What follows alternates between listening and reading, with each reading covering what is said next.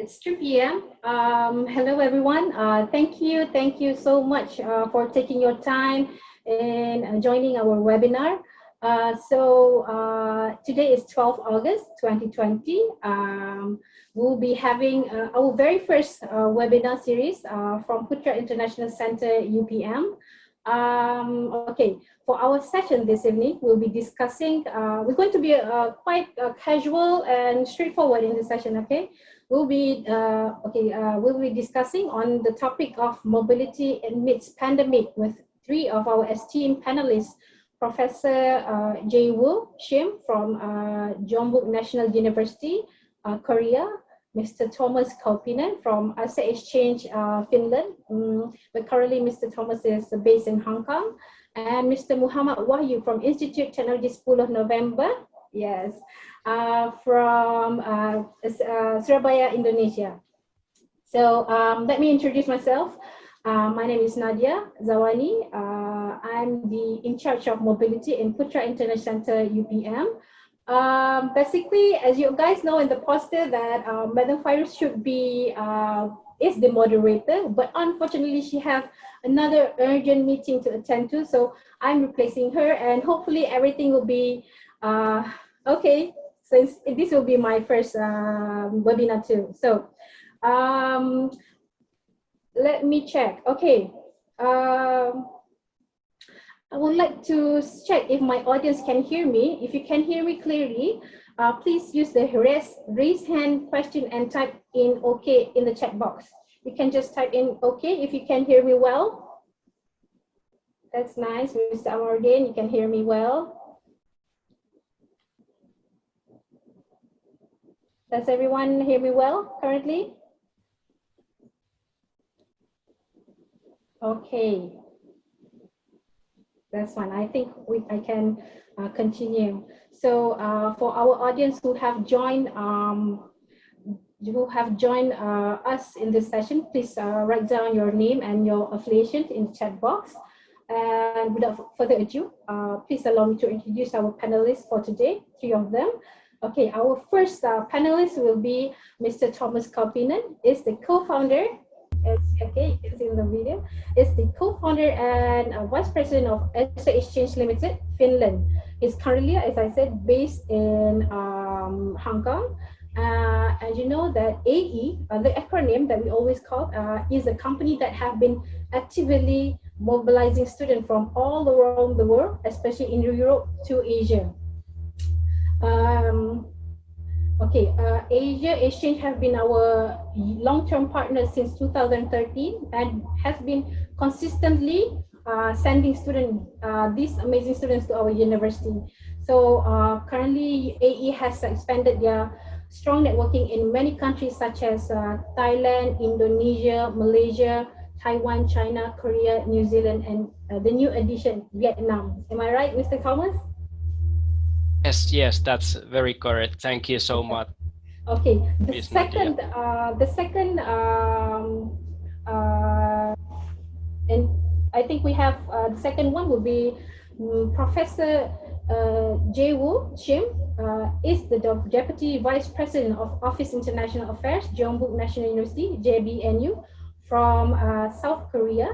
The university have been partnering with UPM since 2019, despite the short period. I mean, 2019 is very recent, but we have been very actively doing an exchange program. And I must say that it's a very, very vibrant experience for our students to be able to join, to go to JBNU and their students to come into our university. So our last panelist is Mr. Muhammad Wahyu Islami, PM. He is the Global Engagement Manager at the 10 November Institute of Technology ITS, Surabaya, Indonesia. He's our third panelist that have been actively involved with handling mobility at operational and management level, and his years of experience that has been put into use in managing student mobility, especially during this very uncertain times with the COVID-19. His experience becomes much more vast, I must say.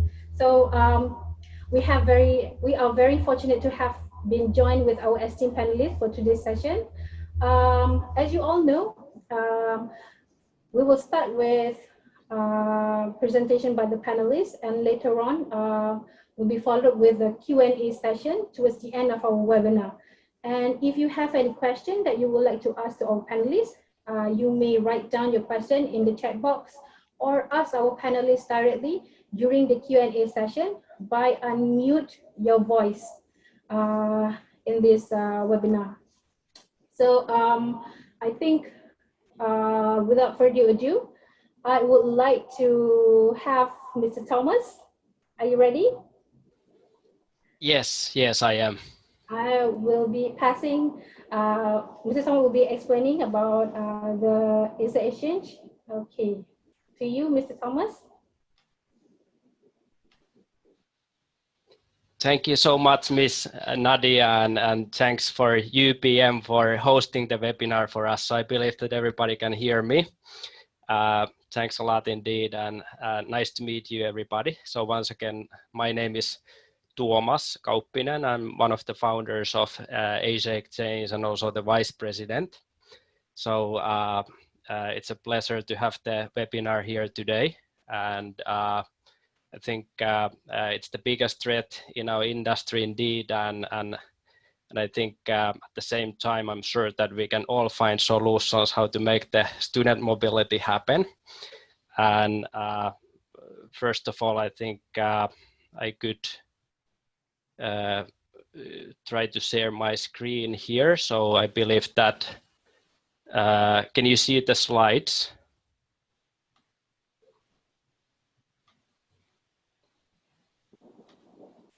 Yes, we see the slides. Okay, perfect. Okay, so yeah, so basically something about Asia Exchange first.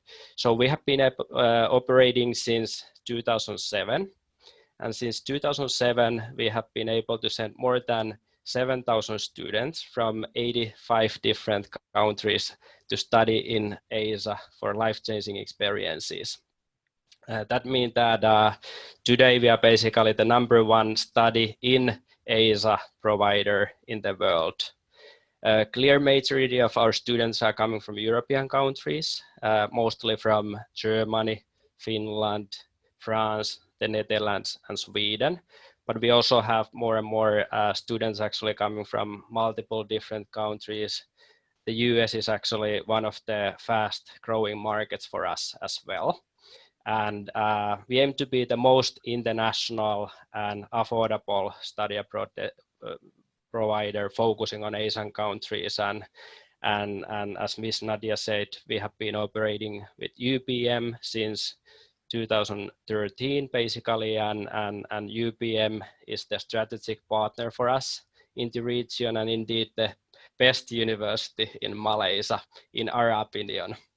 So thank you very much for the collaboration indeed.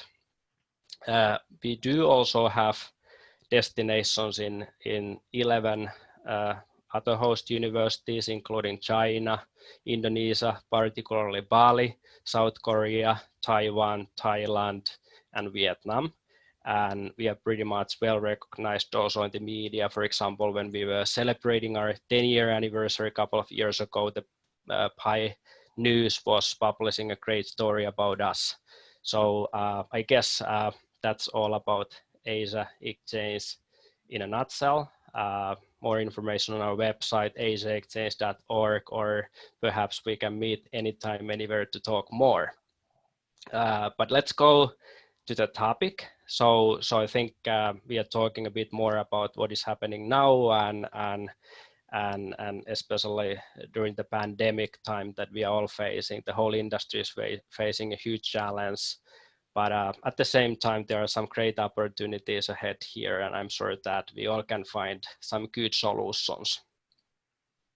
So we also conducted a webinar earlier this year, and we had like some 200 partner universities, mostly from European countries that our students are coming from. And we also had some essential questions for our partners that how do they see the COVID-19 pandemic outbreak, and what kind of like information they perhaps would like to have, or perhaps what kind of solutions. So these are like some statistics from our 200 partners in Europe. And basically like what was also happening earlier this year very much in European countries was so that especially when the outbreak was the highest somewhere in April or March, April, May time. So most of the universities that we are collaborating with went online basically, and that was the most common solution by the universities. And then of course some needed to close the campuses. So very similar strategies than maybe here in Asia. And then like also like at the same time, like we were thinking together with the partner universities in Asia that how the 2020 autumn intake looks like, and a clear majority of our partners working in international student mobility, working at the international offices, international relations, we're very optimistic that the student mobility will be allowed, and they were like pretty like looking forward to make it happen and finding first solutions, even though everybody was facing a very difficult situation. And then like also at the same time, of course, like everybody was thinking that what might be the biggest obstacle for the student mobility for 2020 was travel restrictions.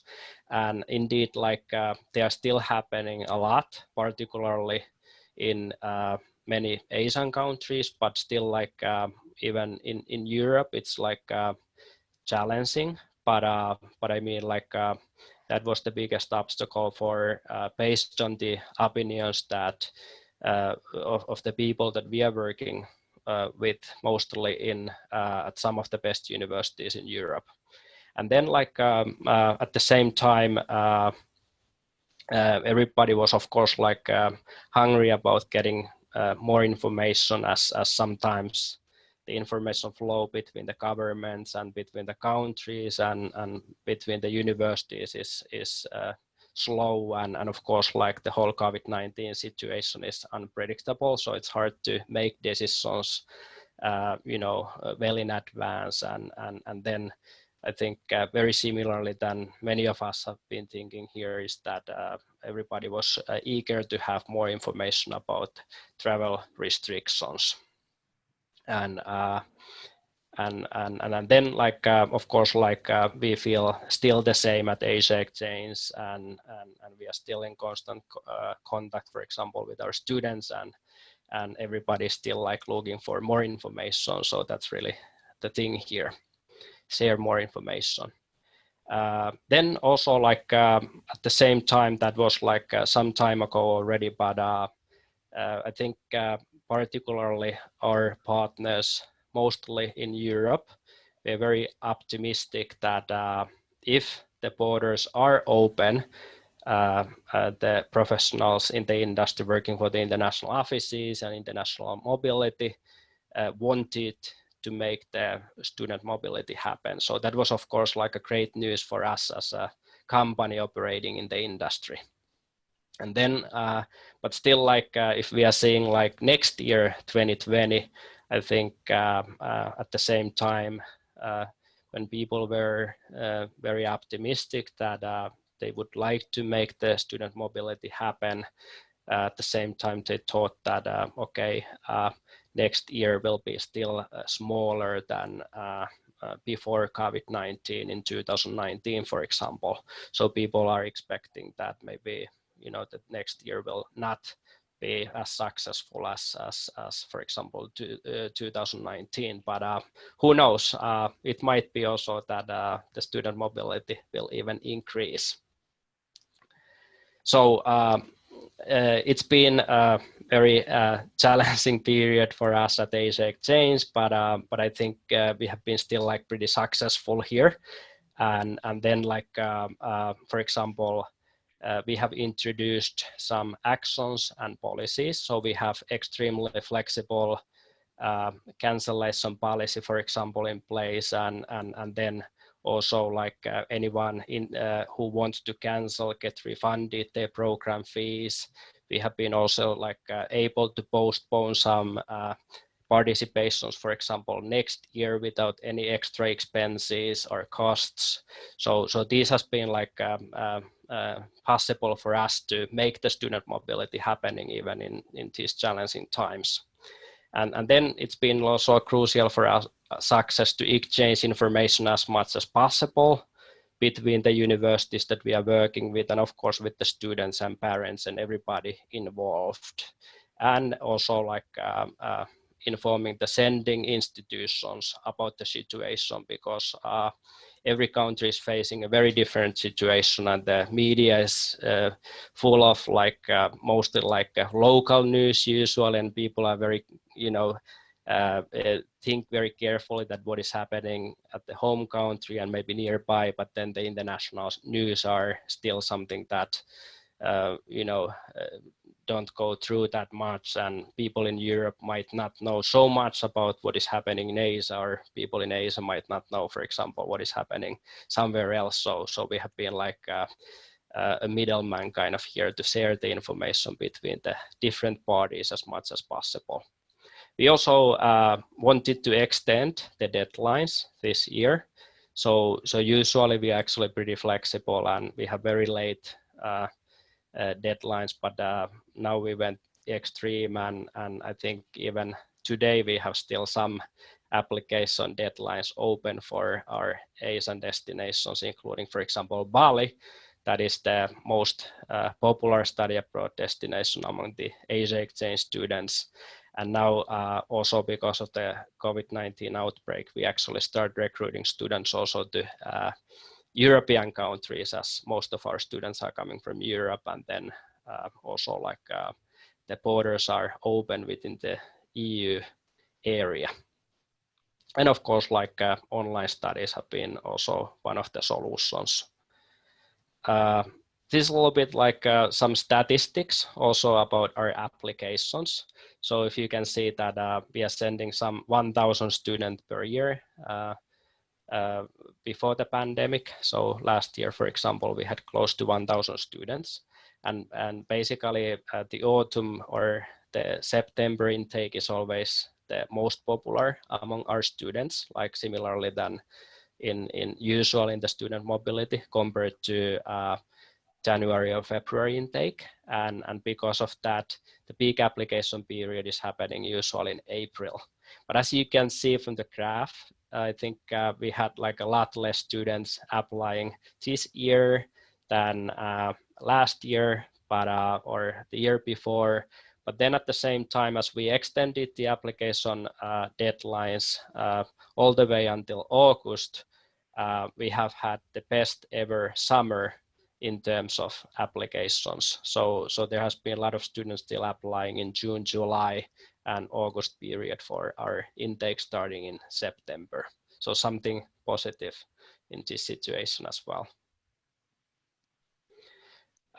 Then like these are some general introductions also that we try to share to our students. So basically some flexibility is indeed needed in these kind of uncertain times, and then there might be some, flight cancellations, or there might be some sudden, new laws or regulations when obtaining for a visa or something similar. Also, like the whole COVID-19 situation is very unpredictable. So like for example, what was happening now in Vietnam, everything was still pretty good, like some days or weeks ago, but then there's also an outbreak happening there, and so we need to be prepared for flexibility, and that's also why we have launched online option for the students at most of the destinations that we are representing. And then also like we have encouraged everyone to have a backup option. So for example, we had some students applying to Shanghai in China, but then again, like China has been restricted for foreign nationalities, so we have been trying to guide the students to apply to Taiwan, for example, instead, as we have a destination in Taipei. Or let's say that we have 3 partner universities in Bangkok, Thailand. One of them is Kasetsart University, also a partner of UPM. So unfortunately, they wanted to cancel the student mobility for the upcoming intake, but then we had some other universities in Bangkok. So basically we were able to have a backup option for our students, and for example, right now, I know that some of our students are arriving in Bangkok and they're going through the quarantine and then starting the semester on time there. But yeah, so finally, thank you so much, everybody. And once again, huge thanks also for UPM, huge thanks for Ms. Nadia here. You can see my contact details here. So if you have any questions, comments, anything, please do not hesitate to contact me. Or if you like to know more about our organization, please go to asiaexchange.org to learn more. Be positive and stay negative. Thank you. Thank you, Mr. Thomas. So it's quite interesting to see the tagline, be positive, stay negative. I hope you guys can like actually know that the stay positive is the, how to say, the being positive during these very challenging days, and also stay negative from the COVID-19. So it's interesting to know, to see the initiative undertaken by Asia Exchange, especially the flexible student-friendly policies that have been undertaken, which I think it gives a lot of, how to say, time and space for students to rethink or to reschedule their planning on doing the mobility by not canceling it at all. So I think it's good. Thank you, Ms. Thomas. It's very, very insightful. So we're moving forward to our second panelist. Sorry, I'm a bit lagging there. So our second panelist, Professor SHIM JAEWOO. Prof, are you there? Hi. Yeah. Can you hear me? You, yeah. Okay. So I'll be, Professor JAEWOO will be sharing his presentation.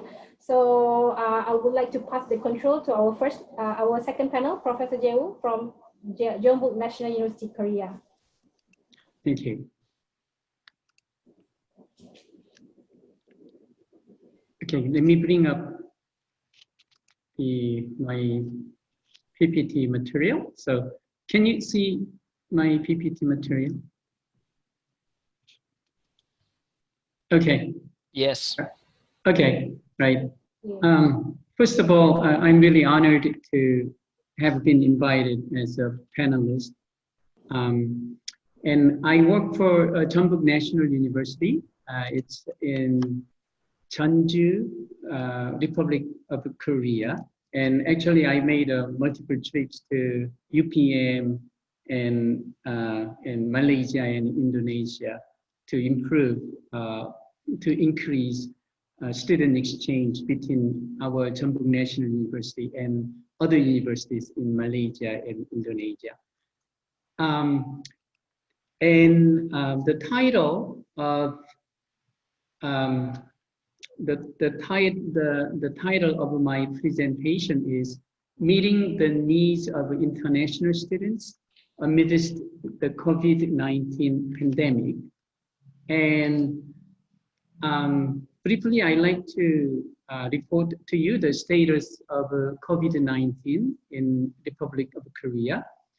So far, we had 14,660 confirmed cases with 13,726 people recovered, and still 626 people in treatment, and sadly 305 people passed away. And the city where our university is located Jeonju City had only 11 cases so far, with 10 people already recovered.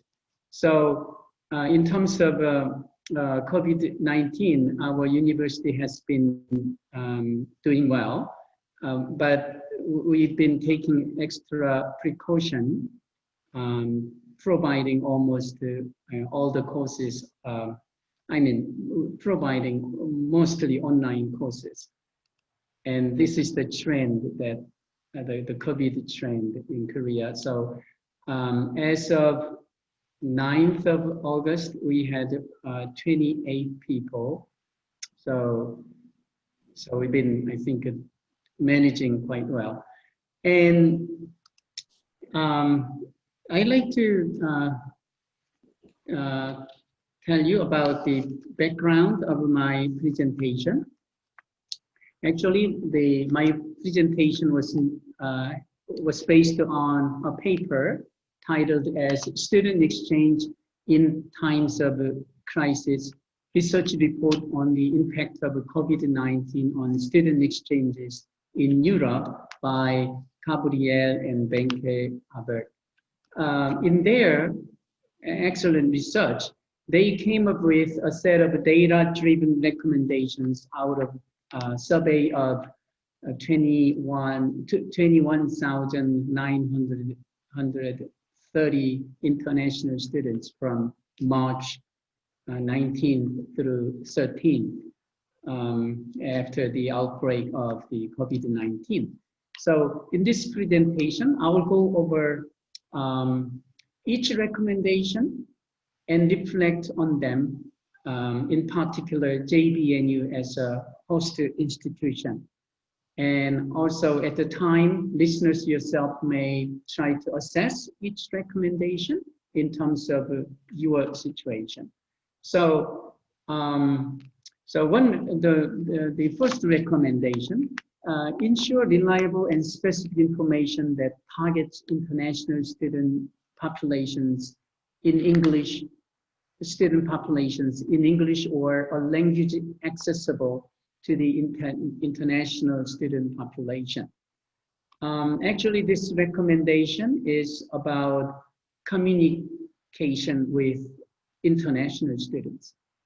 At my university, we have about 2,500 international students, including exchange students.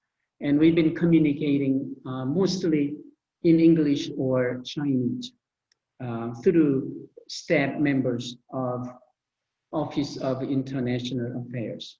So I'll share an example of communication with you in the next slide.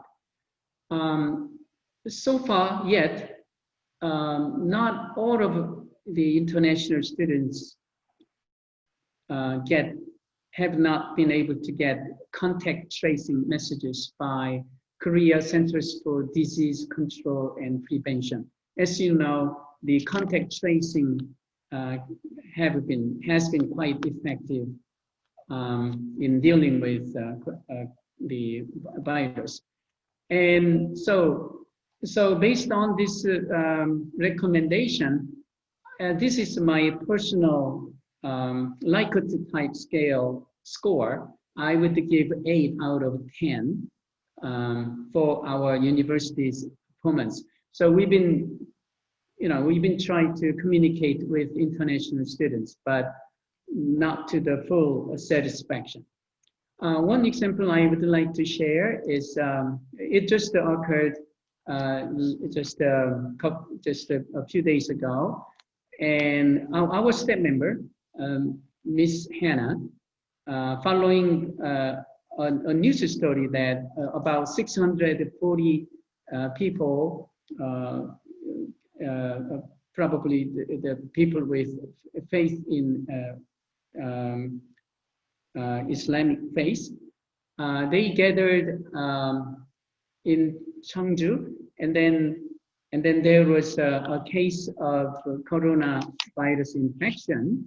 And then upon hearing that, our staff sent message through Facebook in Korean, and then in Russian and in English.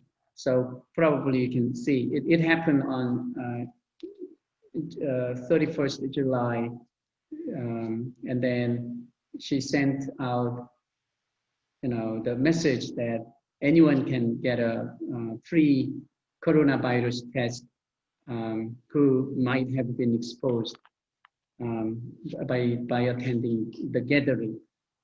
Okay, and moving on to the next recommendation, ensuring that students support available for domestic students is also available for international students. So here I like to focus on medical and psychological support for corona treatment at JBNU. So far we had only 11 cases in our city. So still, free medical and psychological care at the government level in South Korea has been offered, free medical psychological care at the government level, free of charge. But the policy has been changed as of 1st of August. So our government will do it on the principle of reciprocity. So in the future, any student who gets coronavirus will have to pay $10,000 without any insurance, or with insurance, it will be about $2,000. So up to this August, I would give this definitely 10 out of 10 points. However, since our government changed its policy, I would give just a 0.5 out of 10. So accordingly, there should be some proposals for free treatment of international students with coronavirus infection. So I think that's something that the universities and foreign ministries of each country should work to promote much healthier environment for exchange students. And moving on to recommendation 3, ensure that specific information about accommodation is available, including about students' rights when a mobility period is interrupted. So this recommendation is about accommodation. So I'll just briefly go over the accommodation at JBNU. We provide systematic accommodation for 14-day quarantine through the university dormitory system. And then after the 14-day quarantine, after their arrival, they can stay either at the dormitory or at a private housing. And then there was no interruption of mobility so far, but in case of any interruption of the mobility, JBNU will continue to assist them. So partner universities should be fully committed to assisting international students with their housing in any circumstances. So in my opinion, my university has been well prepared for this recommendation. And moving on to recommendation 4, all exchange students should receive adequate funding to cover the cost they have incurred. I think it's a quite important recommendation. To discuss our situation, I'd like to review what happened in terms of student mobility before and after the virus. Before the virus, we had 183 exchange students. I'm just focusing on exchange students from 17 countries in the spring of 2017. Now it got reduced to 85 in the spring of 2020. So it's only 46% compared to the previous our previous capacity. And in terms of outbound exchange students, before we had 152. Now only 38 students went out, go abroad to study.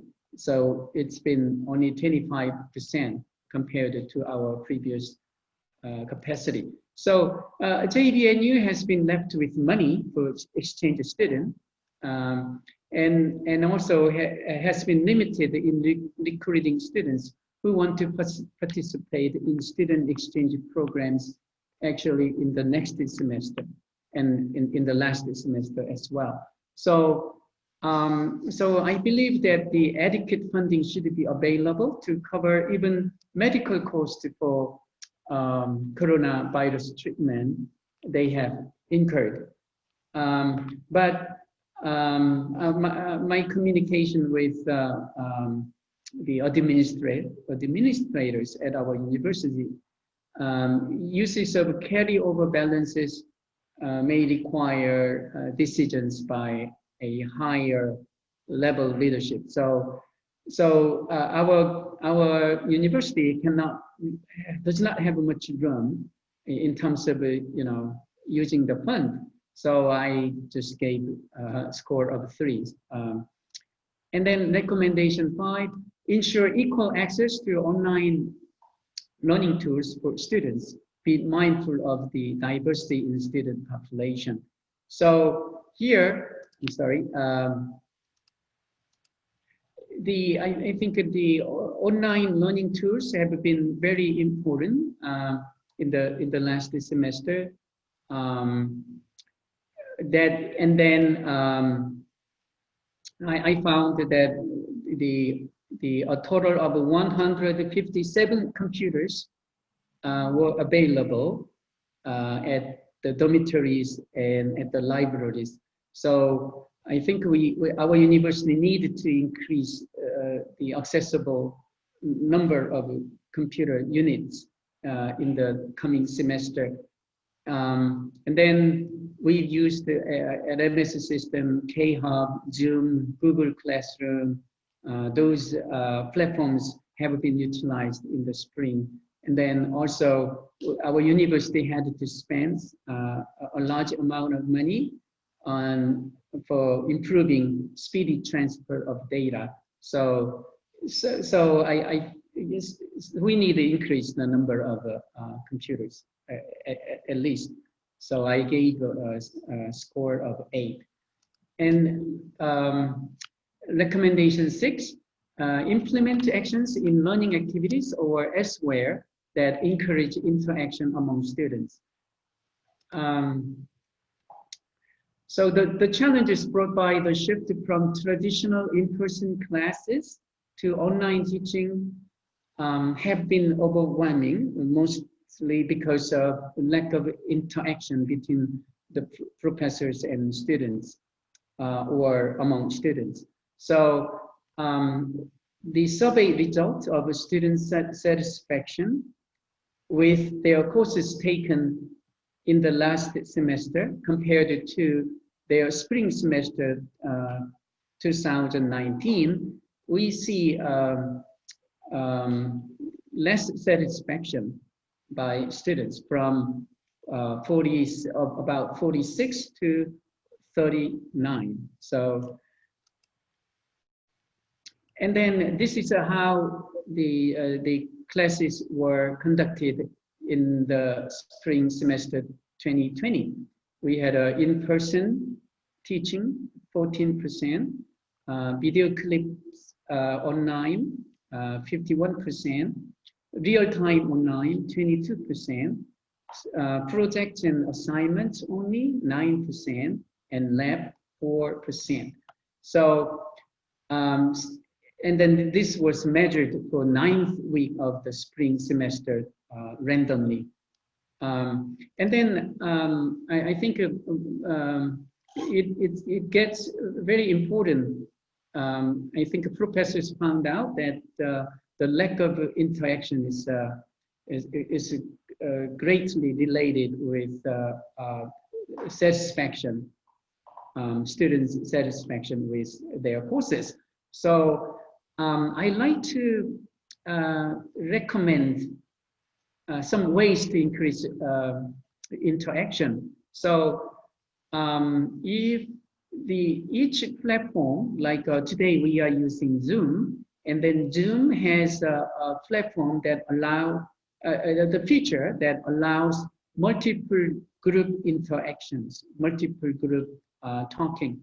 So we should provide, as a university-wide, our university needed to teach our professors to use this multi-group feature available in Zoom and also other platforms. And then also, professors may think about applying flipped learning so that students can be familiar with their topic in advance before they are engaged in a group activity. And our university have been providing flipped learning workshop. I think we had so far 3 workshops, but limited number of professors participated in those workshops. And we need to increase more of this kind of workshop in a few weeks. And then also another way would be find partner professors in other universities to do classroom to classroom projects. And then in that way, students can have an opportunity to communicate with students in other countries working on the same topic. So that would be some ways to improve interaction. I think time is running out. I'll just go just to show you briefly the rest of the recommendations. Recommendation 7, supporting structure should be put in place in order to allow for impact assessment and to support the recovery of the international student mobility. And then, according to a research by German Academic Exchange Service, a survey of 195 universities through May 2020, 57% expect a decrease in international student enrollments for the forthcoming 2020-21 academic year, and a fifth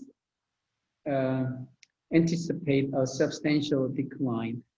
And then this is actually the graph from the study. So either substantial or some decline, okay, is about 57%.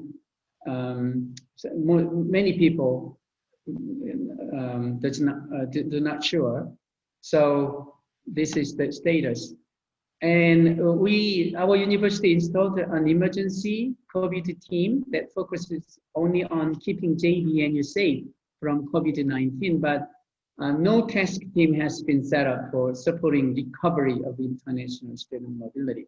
So we have a lot of room to work also. And then recommendation 8, ensure each measure taken by the institution is looked at through the lens of equity and diversity. And then I think it is expected that there will be no discrimination against the international students on emergency response offered here at Jeonbuk National University. So I'm quite positive about that. And then recommendation 9,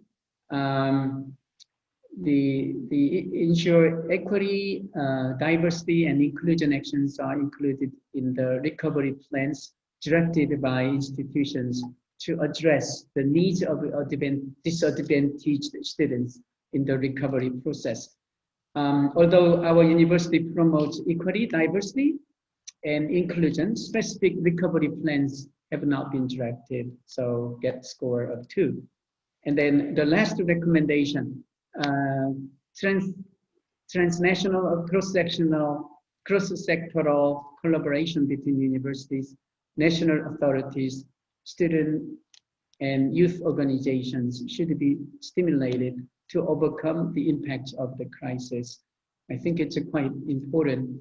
And our office, understanding the transnational collaboration is the most critical in overcoming the impacts of the crisis. We've been communicating with partner universities, and also as a member of 10 national universities, JBNU has an open channel to discuss any matter, including COVID-19, with other universities in Korea. So I gave a score of 8. Okay, that's been my presentation so far. Thank you. Thank you, Professor JAEWOO. It's very, basically very, very insightful.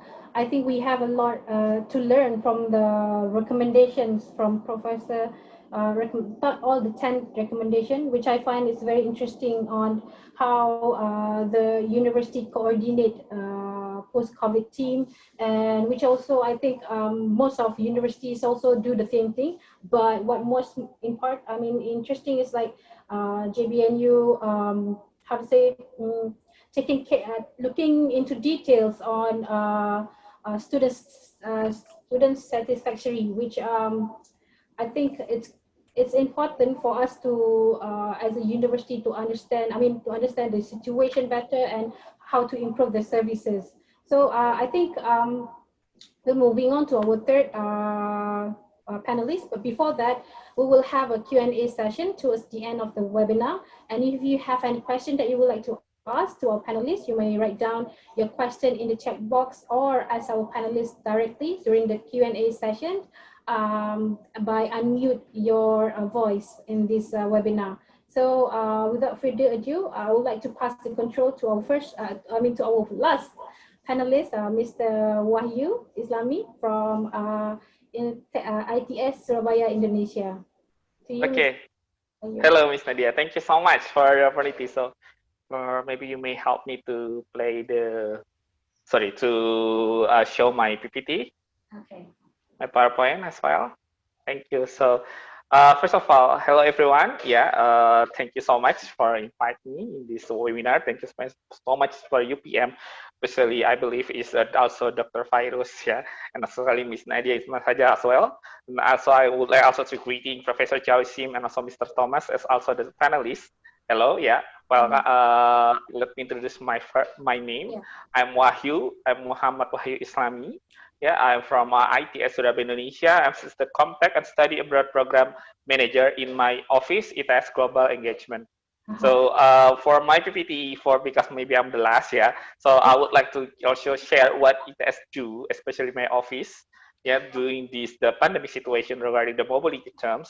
So I will give you different angle and different insight regarding how we conducting our mobility program. So maybe it can help you or inspire you to some initiative or to start some initiative program. So my PPT, could you please slideshow, please? Yeah, so my PPT. Okay. Oh, sorry. Yeah, so can you back in the first page? Okay, so I put the title for my PPT today is, so we call that ITS Internationalization Strategy Turkey program. So what does it mean? So I would like to tell you further detail. Next slide, please. Thank you. So first of all, for the one who didn't know ITS Surabaya Indonesia before, so we are basically the ITS is the stand for Institut Teknologi 10 November Surabaya. It's not Institut Teknologi Surabaya, but it's supposed to be Institut Teknologi 10 November, 10 November. Yeah, we are located in Surabaya, the second largest city in Indonesia, or we call Surabaya City of Heroes. Yes. And is it like second largest city? We also have some international airport and international flight. Yeah, some example flight routed to the Malaysia, Philippines, or also Taiwan, or also in Japan, and also some other country as well. Next slide, please. Okay, so basically, this is some fact about Surabaya. We are also one of the public university in Indonesia. Yeah, right now we are one of the 11 from autonomous university in Indonesia who got mandate from our ministry to have as the world-class university in my country, and we are also ranked number 5 for the publication index Scopus, and also ranked number 4 for the interest discrimination, and so on. So this is just quick fact about my university as well. Next slide, please. Okay, so this is our faculty actually in 2020. So our university are reborn. Previously we have 10 faculty. Now we reborn to 7 faculty. We are trying to divide our department based on the our strategy output after they graduate from ITS. So this is of our faculty. Next slide, please. This is just a quick information about my university. Okay, next slide.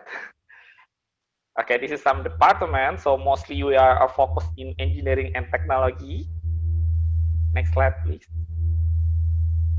Yeah. So we are also quite confident to say that we are number 1 in the maritime field. Yeah.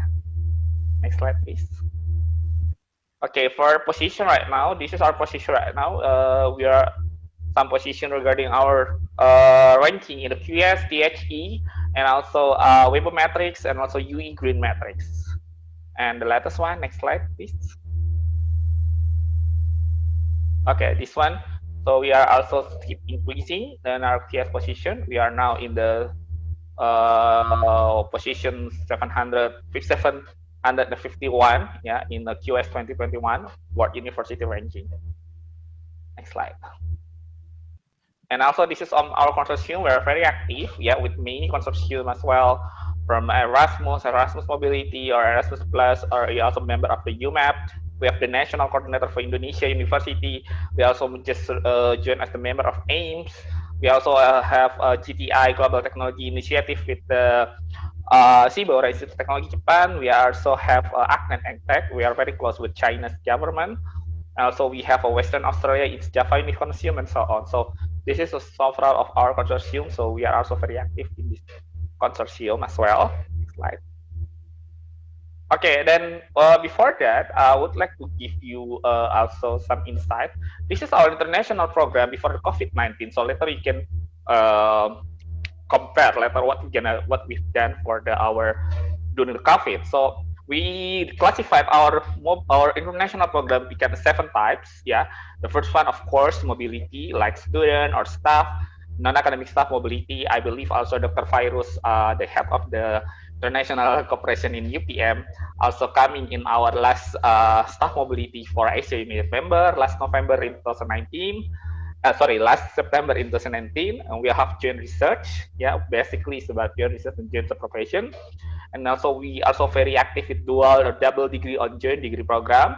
We have so many joint degree program with French, Taiwan University, and also Germany, and also Japanese as well.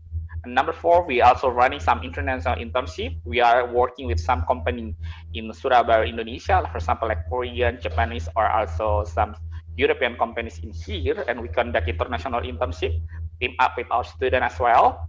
We have a Contact. Yeah, Contact is our branding for our short program. We have this program since 2012.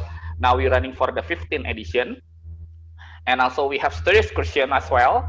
Study Excursion is one of the platforms in order to help the student to have the first international exposure. And the last one is Extended Classroom. Or maybe you're more familiar with this. Another name is COIL, yeah, collaboration, or actually is basically is joining the class. So that's the 7th type of program. And then after that, the COVID-19 is happening in Indonesia. So what we're gonna do? Next slide, please. Okay, so before that, I would like to give you a strategy. So until now, the number of COVID in Indonesia is quite high. Yeah, so it seems that we cannot open the border until the end of this year, except for several urgent matters. Yeah, they will allow to receive some flight, yeah, from international, but mostly is closed. So because there's immigration regulation in Indonesia, we need to send our student back, especially for the mobility terms. However, for the full degree, they still keep stay in Surabaya as well, and we are trying to do some preventive. I believe that we are doing the same in almost same universities. However, even during the COVID-19, but the KPI, especially because we are one of the public university who get mandate from our ministry, the KPI set up for ITS is same. I mean, they still didn't see that even the COVID-19, there's something happened. So, okay, so we need to maintain our performance as well. The good news is Indonesia Ministry will count the online activities as the internationalization mobility activities. So one of the requirements for the KPI that we need to create some mobility program in ITS. So Indonesia Ministry also become more flexible with the regulation. So okay, so we think that okay, this is an opportunity for us then. And also in order to help them, we also create several international program because I'm sure that this also happened in university when the COVID-19 is happening in every country. Most of us like feel okay, what we gonna do? Confused, yeah, or like stressed maybe, or like okay, what we gonna do? Or maybe just like, how about we keep silent or something? So I believe you also do, or you also feel, or you also get the same feeling like what like us when we get the first case COVID in March, yeah, in early March. So we are really like take a break and to think, okay, what we're gonna do during this situation. And then next slide, please. So this is what we're gonna do. So our office, ITS Global Engagement, try to make some strategic supporting focus program. We call them the ITS program. So we move again, we break down again in 7 types. Yeah, you can see the detail actually from our website. I already put the link. Yeah, and then we have a global learning program. This is actually online joining program, yeah, with our international class. We have about 15 international program in 15 departments. We call them international under program. So from the beginning, they are joining different entrance. Then all the class is supposed to be will be teaching in English. We have guest lecturer series, yeah. Some of the partners are already registered for this one. We have this one for our postgraduate students, and then we have also online program, of course, and we have exchange internship program. So our students, also keep working in exchange inbound and outbound internship, also the short program. For the we have for the I will explain after for the outbound so many for the short so many in this matter. Sorry to interrupt, Pak Wahyu. We couldn't hear your voice. It's breaking up. Yeah, your voice is like breaking up. Okay, let me change the. Okay, how about right now? Is clear? Yeah, much better. Okay, much better. Yeah. So I just checked the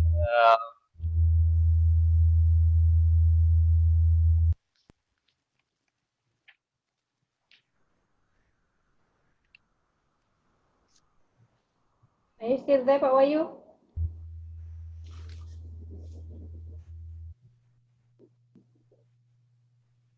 I think the voice is breaking up. Yeah. Can you? Okay. Change my position. Is it okay? It's still breaking up, but keep on talking. Try. Okay. Go to the next slide. Okay, so strategies. Yes. So what we're gonna do? So we held several international students or faculty staff. So March until now actually like for our students before we running. It's still breaking up. Couldn't hear you well. We also involving of engagement as our role model to running several online program. For example, like right now, we are currently hosting our first contact online program, our short program online, involving our deputy director expertise, yeah, Dr.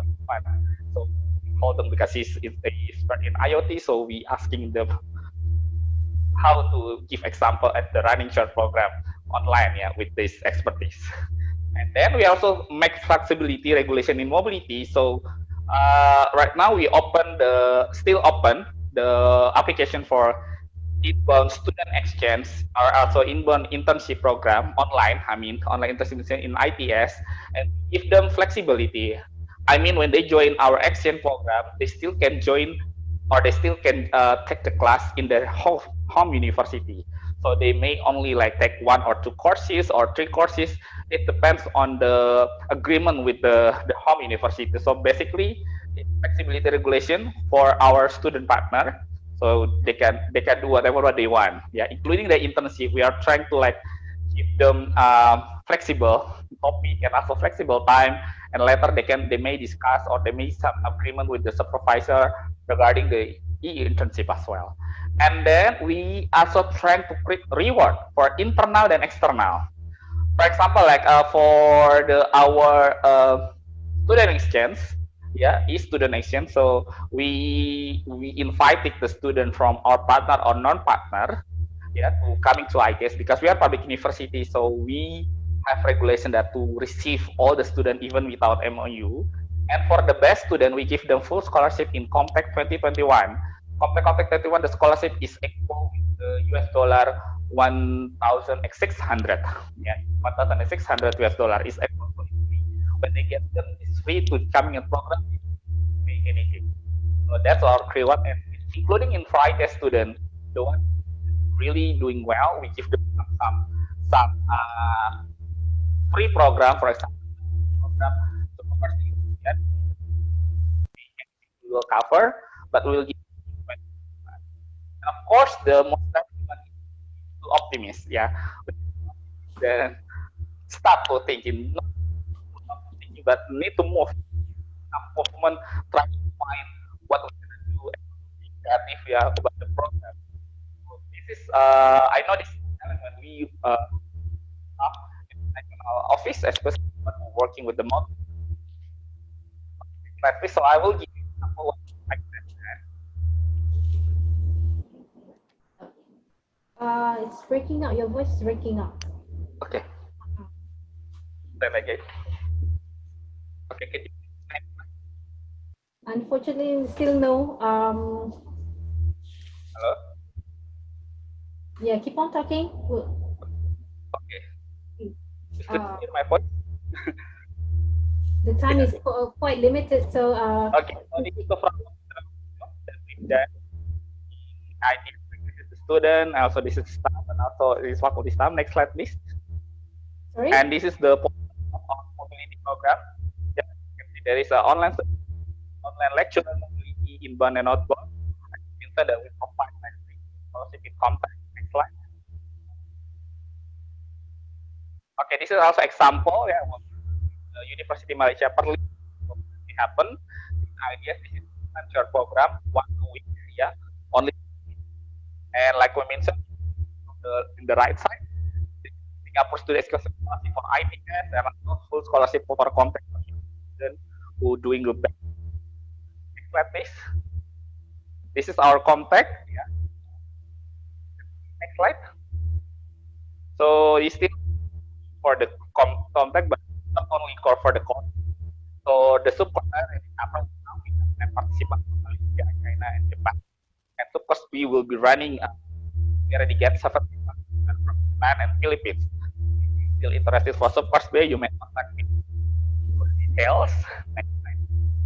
This is some activity to the complex first from the opening and the courses as well. Right. Yeah, even from the academic. So we still combine our activity academic. Is it top, left, right? Is it proper dance? Yeah, we give them also additional dance, and later we will upload to best to select the best participant who perform. Also, we combine with virtual tour. Yeah, our Surabaya City House, Surabaya House of Sampurna, and we also working with government. You can see this slide from the one of the central shopping Surabaya, and of course, we also teach you how to batik. Well, next slide. This this is for the next one. Yeah, well, basically you make from their website. Next slide, please. This is the new one, which is really a launch, yeah, but like a competition. Also, we try to stimulate the activity with partner and also between our partner students. And the competition or not only give the we not only give them the prize, but also certificate. Also, they join our compact online in 2021. Next slide. Yeah, this is also some collaboration. Yeah, right now it's happened with Unimap in ideas from July to August. We also SHIM mobility program with the East Java University. Then university working together with the running online short program, and the next one with Japanese, yeah, with JBPL in October and November as well. Next slide. Okay, I think that's all. If you like to reach me, you may contact me in this email. I think because as I mentioned, I work in mobility, so I have all the application: Line, WeChat, Kakao, Contact, WhatsApp, Facebook, or Instagram. So you may reach me in any platform that you like to using. So I think that's all. Thank you very much. Maybe for the video, maybe you can put later because I think I'm running out of the time. Thank you so much, everyone. Thank you, Pak Wahyu. I mean, Mr. Wahyu, thank you very much for the very, I think, quite concise and a lot of initiating coming from ITS, especially on the context.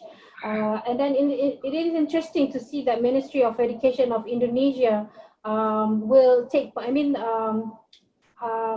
seriously looking into mobility by accepting online mobility, which I think it's very, very a good idea actually. So I know that we have been passing the time, but I'm trying to be concise over here. As you guys know that the pandemic have been posed a significant challenge to a variety of sectors, including the education sector such as us. And on our part, UPEM have been also experienced the challenges firsthand, especially involving mobility students during the implementation of the movement control order. During that time, we have, when it was first implemented, we have around 86 students and 86 students abroad and 150 students inbound and on our campus. However, we've been working around the clock with the government bodies such as NAPMA, BM, and Embassy and other parties to ensure the safety of the returning students and remaining mobility students in UPM, and to provide assistance throughout the MCO period, which is a quite, vital period, important period for the students. So before we move on, we will now begin to the Q&A session. And if you have any questions that you would like to ask to our panelists, you may write down your question in the chat box or ask our panelists directly by unmute your voice. I think, thank you so much for all the panelists. So, but I think I have a question. I think before I have a question to Professor JAEWOO. Yes, please. Okay. As we see that from your presentation, in your opinion, how will the pandemic affect student mobility in the near future? What do you think? What is your opinion on virtual hybrid mobility? Is it going to be a very a trend for a few years, or what do you think about it? Okay, I think until the vaccine is available throughout the world, I think we are kind of stuck. Maybe you know, in-person student mobility would not be available. Maybe through even next year. And then the German study already stated that I think many professors also see some downturn, right? Low student mobility as well. So I am a little pessimistic, but now I think it's high time that the partnership universities work together to have students engage in student mobility through internet or and other features. So, for example, I am for classroom to classroom connection through which you know, the paired professors at two different institutions or even three do some projects throughout the course, and then connecting, you know, classroom to classroom. In that way, students themselves can have opportunity to communicate with students, for example, in Malaysia and also students in Korea. That kind of a you know, exchange, though somewhat limited, can work out well. Okay, that's good. So I have a question from Professor Zainal to Prof. Shim. Okay, he have a question. Do you need special arrangement to make a dormitory a quarantine center? Oh yes, yes. You know, we have a dormitory, school dormitory, and then when students arrive, we keep them in dormitory for 14 days, and then they get to continue to stay at the dormitory, or if they have their own private housing, they can go to their own private housing. And we charge, you know, minimum fees, maybe like, for example, maybe $10 a day or so, and then PCR test, the coronavirus test is free. They can, yeah, it's free. Even it was before August 1st. Even student, you know, if a person is infected with coronavirus, the person would be treated for free. But our Congress changed the rules, so it's quite a disappointment. Yes, but so I think students coming over to Korea, they have to make sure that they have purchased insurance. That would cut down the cost quite a lot. So I like to recommend that. Okay, good. Okay, I have another question from Professor Zainal to Mr. Thomas.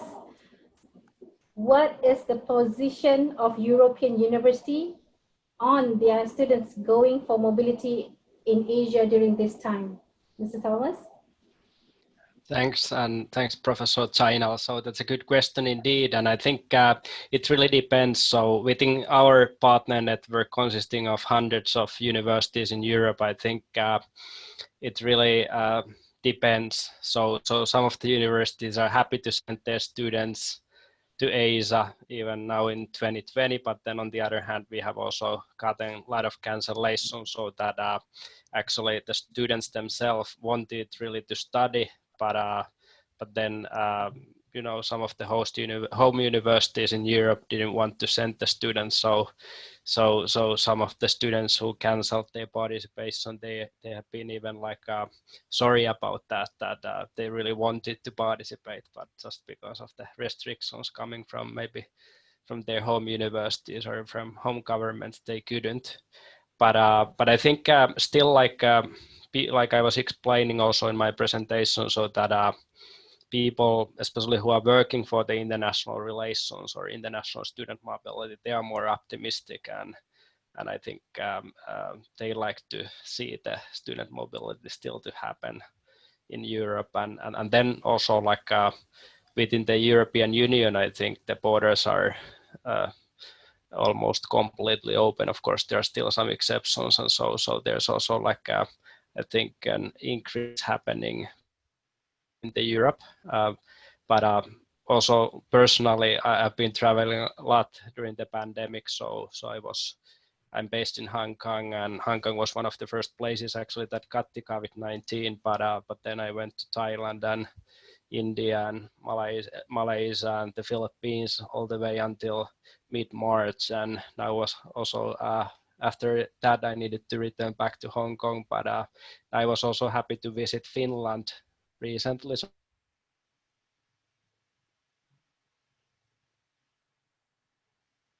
I think every country has a little bit different processes in place, and for example here in Hong Kong every single person is tested, so I think that's a good way to do it. And I mean, like, student mobility is always like long-term traveling, so if there are great processes in place in terms of testing and quarantine, I think I don't see that much risks happening. And of course, like, South Korea has been one of the best performers here, like Professor JAEWOO said. So I think it's a good example of like how things could be done. Yes, indeed. I hope the Mr. Thomas' question, answer is fit to what Professor Zainal wished to ask. So I have another question from, I think Annie could answer this question, from Noor Kamsani. How different the universities carry out e-internship versus class project in e-class? Probably Prof. JAEWOO or Prof. or anyone could answer to this question. Okay, maybe is it okay? I will answer first. Sure. Okay, so in ITS case, like I mentioned before, because if you see me in my PPT, that we also offer the e-internship program. So if you're asking me what the e-internship will be carried on for international student case, yeah, not for our local student. So we give them like depends, yeah. First of all, depends. We give them some projects. So mostly we will like give them like the data. So it depends if they're proposing as the analytics team. So we also providing the data directly, or they can compare with the data in the home university. Yeah, and later they will just make some progress. Some of them, for example, if they're talking about informatics or IT or computer science, we give them the supervisor will like have connection with their computer for, I mean, the application in computer, yeah, not the computer directly, but the application computer, so they can remote the progress. So they don't need like to show always, hello, prof, today is my progress. No, but the professor just see or give talk with the application directly. They create like some activation. So it's very good idea to have the flexibility that they can, for example, like if they get student from Europe, because we have very much different time, Indonesia. So they just submit based on the deadline, and later the professor will give them feedback. And maybe they can meet, for example, like once a week or like once for 3 weeks in order to present their idea. So the student don't need to like wake up in different time every day. And for the some lab activity, so as I mentioned before, I need to mention that next week, ITS will allow some students who would like to do some hybrid in the lab activities, so, but not all. However, later for the one who need some model example, the ITS student will helping them, yeah, team up them, and they will communicate with the international student. So this is the example. Maybe you can try first. If you still cannot try in your university because the lockdown, we will give you the simulation. You can see from the video, and we'll give you as well. Some of them also make some application. Our student now is very creative, not only like just the video, but really make how they simulated the process step by step and helping the international to understand. So basically, we also providing them with our student assistant or student buddy, online student buddy as well to several case. Yeah, because I understand like from science department, it is very difficult like to give them internship because most of them is really need analytical or need practicum directly. So that's what you carry out. That's why if you see later, if you on website, we already provide about 30 or 50 topics. Yeah, most of them using the analytics data or some application. So several of them from science, we helping with some video online or like video tutorial or like some data as well. So that's how we carry out for the internship program international student. I hope it can help. Yeah, I see my partner from ASCAT. Yeah, we just also have a meeting about this last week. Thank you so much. Thank you, Pawayu. I think I'm going to wrap up. Since we have we exceeded the time that we planned, but however, we have like another question. Do you mind like taking another questions? We have from Finland, Mr. Harry. Many students. The question is, many students are ready even for the online student exchange, but only if they are able to travel to the host country. They want to try to experience the new host country, even if the studies would be online. They can still meet their fellow students in the destination. The question is, if borders are open. Oh, this is for us. If the borders are open for students to travel, is it, for example, UPM accepting students to campus, or at least for online classes or a hybrid of these? Oh, okay. Okay. As for UPM, currently, the university currently relooking on having hybrid program. I mean, but it's not confirmed yet. But however, as the ministry currently only allowed full-time students to coming back to campus, which only with a valid student pass. For mobility, it hasn't been decided yet, which I believe that in future, I mean, in short term, in this year's 1 or 2 years, mobility will coming back. But this is something that is very uncertain with the condition right now. The COVID cases sometimes going first can go to 1 digit, can go to 2 digit, hopefully not going to 3, but anything we will see any improvement in 1 or 2 from time to time. Yeah, it's quite uncertain, but we are very positive on this situation currently. Yeah, Miss Nadia, can I add a bit? Yeah. Yeah. So, okay, the respected audience, I believe that the one who attend this webinar is to working with student or mobility or international things. So, again, this is from us, as my closing remarks. So, please think that this in an opportunity.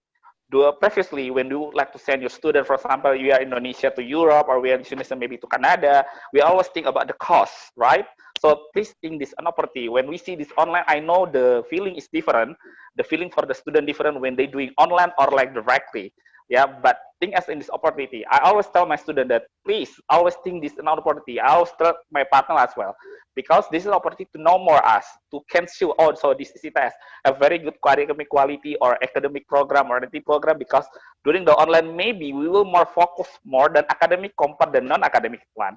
I think you agree with that one. So that's why if you can see my presentation before that, not only offer the academic, but we offer them the reward. Yeah, we always tell them, please, yeah, you still can join next year, but if you want to do more fee, it's better like you join us first and you decide it. Yeah, you start receive test through online and you can decide it. Okay, so I want gonna go next year this one because I believe I already joined the program. So always everyone, please think this is an opportunity for us, for partnership or for student. So this is an opportunity to know more us. I believe because it's the many thing online program that happen right now. I have so many opportunity to see how's my partner doing well, how they're running the program, so we can now we can helping each other. And we believe next year we might many when our border already open, we can send students to all the partner that already we help online program. Thank you so much. Very good. Hey, Ms. Nadia, if I can also ask that one thing, and thank you so much. And I think also like this is a little bit related to previous question by Professor Chainal. So I think also we should start looking forward for 2021 already pretty quickly. Sure. And for example, we here at Asia Exchange, we have pretty much 3 times more applications in for 2021 now than we had 1 year ago. And that's also mostly because of many people wanted to postpone, and also because of like, even though there might not be or might be the vaccination, but people kind of like start to live with the new norm, new situation, and then maybe perhaps people are still interested in applying and studying abroad. So that's a good situation here also. True, true. I'm also being very positive on 2021. Since this year is like more like recapitulating, looking onto possibilities and in future. So I think this discussion has been wonderful, and I think most of us learn a lot and a lot of things to, I mean, to think about. I mean, get back and try to come up with something, something that is for our own, how to say, initiative, I must say. So with further ado, I mean, thus we would like to convey our thanks to our panelists, Professor Shim, Mr. Thomas, Mr. Wahyu, in taking part in our webinar. We really appreciate your insight and explanation you have provided in this webinar. I mean, thank you very much. But before going that, just to inform you, all of you, that we will be having another webinar next week on 19th of August, where we'll be having our students hosting a webinar with another students. It's like two students to me. They'll be sharing about experience studying abroad during global crisis pandemic. So in this webinar, our student will be explaining how they experience during the pandemic in foreign country. I know it's not difficult, but it is no, I mean it's very quite difficult for family, but this is very to me it's very good sharing session that we can follow. So do follow our website, intl.upm.edu.my, our Facebook i-PUTRA UPM, and Instagram i-PUTRA_UPM for more updates. And thank you everyone for joining us. I'm so sorry it's over the limit, the time frame, but however it's very insightful. This video will be recorded. This video currently recorded and will be put on our social media, especially on Facebook. So thank you all and have a nice day. Thank you so much. Thank you, everyone. Bye-bye. Be Terima positive, kasih. stay negative. Bye. Yeah. Keep positive, keep creative, and keep Okay. optimistic. Bye. Thank you. Bye-bye. Bye-bye now. Thank you, Prof. Wahyu. Thank you so much.